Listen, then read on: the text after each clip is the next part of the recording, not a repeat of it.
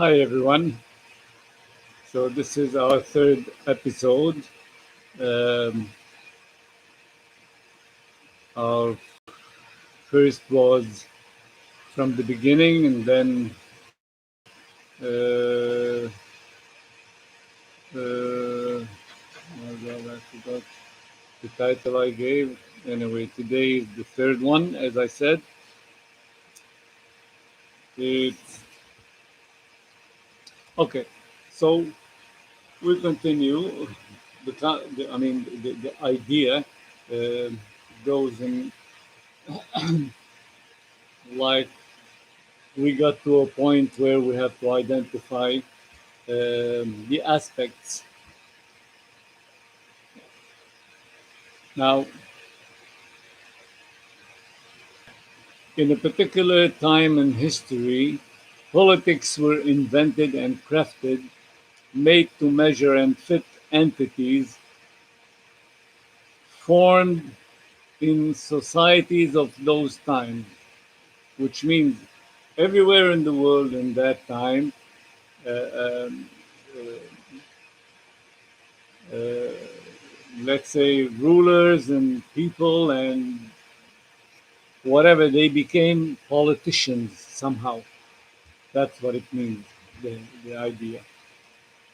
Talk about the Persian civilization, for instance. That was the first empire, the first, you know, uh, huge empire, if I may. Um, and the Roman era, little afterward. Now, the Persian were always in conflict with the Greeks, trying to conquer Europe and so on. And then came the era of the Roman.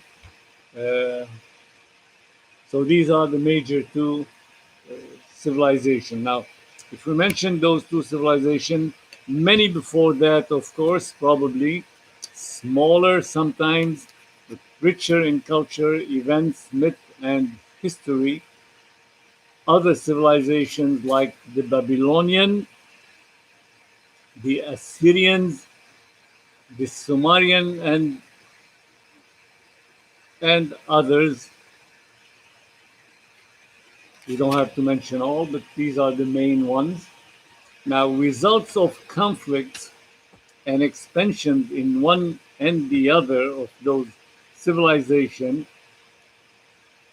and exchange of cultures, languages, and science.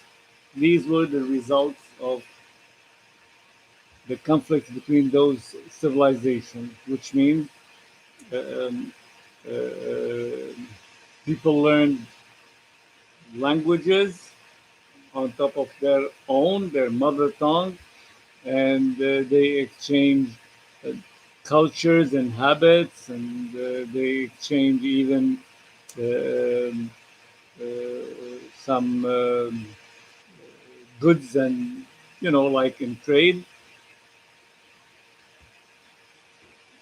as well as the sciences, the let's say kind of information um, they got or they discovered or something like that.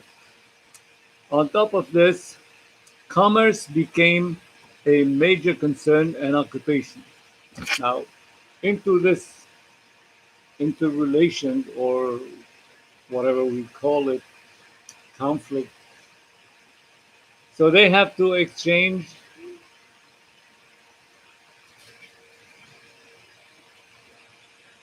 or they have to sell and buy things one to the other. We call trade, of course. So it became a real occupation to, to both sides or all sides. Now, trade encompasses the land and ocean. It means it covered lands and oceans, which means they started uh, to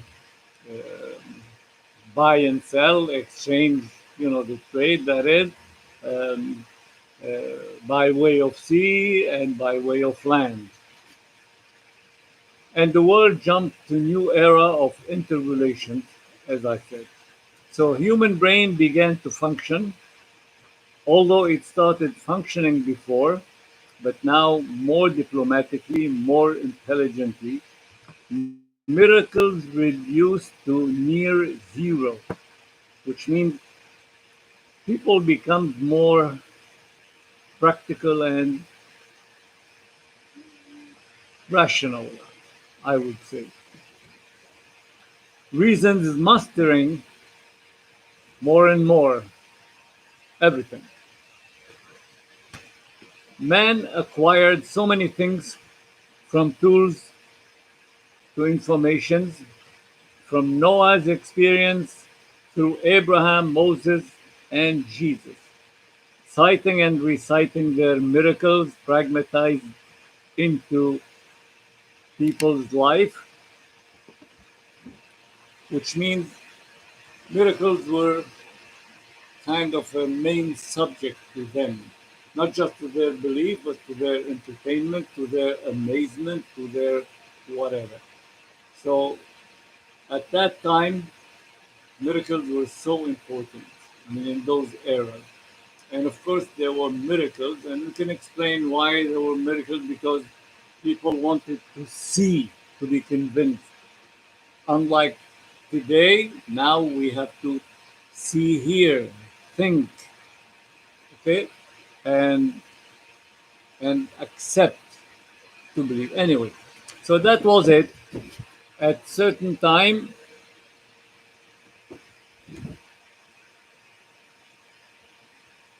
people wouldn't want to accept miracles to be a proof or to be uh, anything of of let's say scientific value because it's not. So enough said human brain, which means people started to function their intellect and their intelligence. They have a mind uh, and the brain they started to use. Indeed. Now, to God the Creator, man is in control, ready and poised to excel. That was a, a moment in time where, you know, uh, mankind evolved from being, uh, um, like we say, bestial, okay, to more human, if you want. But how would man excel? Of course, common sense says there should be new datas and science to work on, which means man had to work on new data, new discoveries, new things, new information that be handy to him so he can work on and develop and attain different results and higher results. Now, prophets were sent to teach people things, to push people to produce, to develop their skills, to improve their status, to a quality life, not forgetting that God Creator, the Almighty, is the provider of such better circumstance, which means He's the all knowing and He can spread this knowing in a way or, I mean, in some way or another by giving the chance to that man to discover those things, those sciences, those information, those data, and so on. Now, those better circumstances is to help one another, especially the needy, which was mandatory. Okay, refrain from hurting or harming or killing for no valid reason, which means to be good and not to be bad in general. Now, crowning this objective with a message toppling previous messages carried out by a messenger unlike any other, telling people no more miracles, you will be accounted for your deeds, you have to be choosy with your free will and intellect, You should know what to do, where to go, and how to achieve goals. And in brief, to be a real Homo sapien, rational that is. This is the messenger of Islam actually. Holy books predict his coming after Jesus, born in a time where men were on the curve, poised for a unique turning point, for a new era and civilization that will change the world. Getting to this point, have to stop and we'll continue tomorrow. Thank you for listening.